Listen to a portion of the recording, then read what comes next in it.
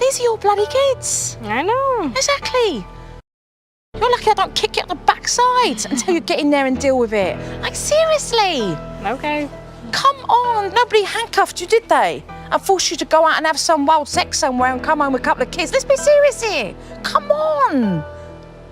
Yeah, you gave birth to a couple of kids and you're like, hold on a minute, I want to have a lay in. No, that's done, girl. That's done. Pull your ass in there and get doing what you should be doing.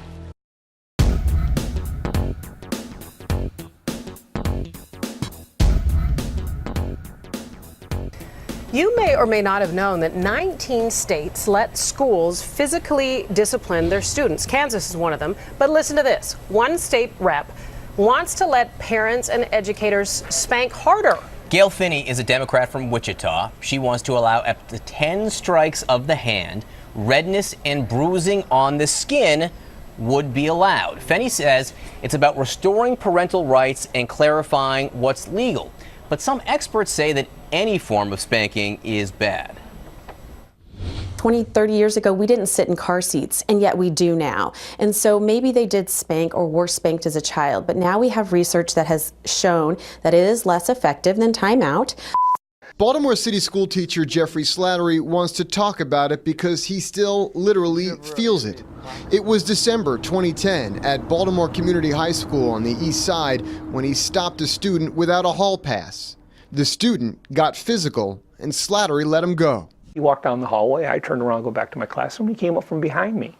And, once I was on the ground and, he's basically standing on top of me and he struck me multiple times. When my jaw broke, I went unconscious and I really don't remember anything after that. Maybe they did spank or were spanked as a child, but now we have research that has shown that it is less effective than timeout. Reginald F. Lewis High School art teacher Jolita Berry fights back tears as she remembers this incident unfolding last Friday. Berry says she told a student to sit down and behave herself, and this was the result. Berry says she was repeatedly hit by the student, attacked in her own classroom.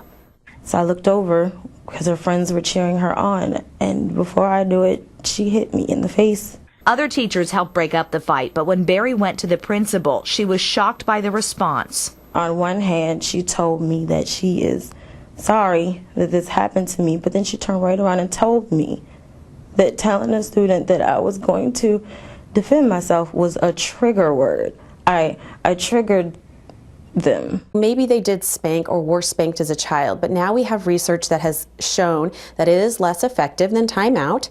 A cell phone captures the exact moments a 16-year-old student swung at his teacher.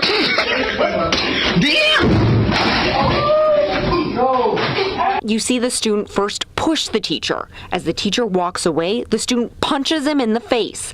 As the teacher is on the ground, the teen continues to punch him. The students in the background are heard laughing as the teen stands over the teacher and says something. Maybe they did spank or were spanked as a child, but now we have research that has shown that it is less effective than timeout. School police say it started here at Coral Way K-8 Center in Miami Thursday morning. The 7-year-old removed from the cafeteria for playing with his food. According to the report, the 7-year-old then attacked a teacher by punching her repeatedly on her back in the hallway. And once the teacher restrained him, the juvenile continued to fight her with his fists and legs, causing both the teacher and the juvenile to fall to the ground. But it didn't end there. The report states while they were on the ground, he kept attacking, grabbing the teacher by her hair and pulling it before he was eventually restrained and couldn't move. The report goes on to say he was able to calm down on his own and taken to the principal's office, the teacher telling police she wanted to press charges. So no, he's dangerous to society. What? I say 7 years old?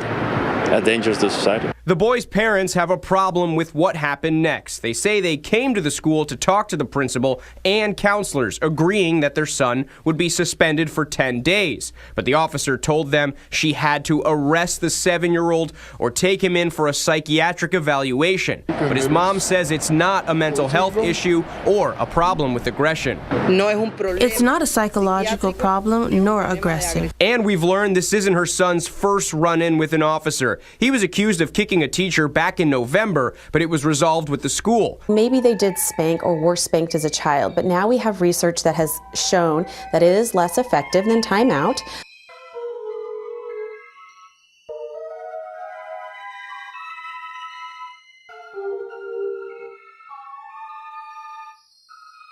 These are your bloody kids.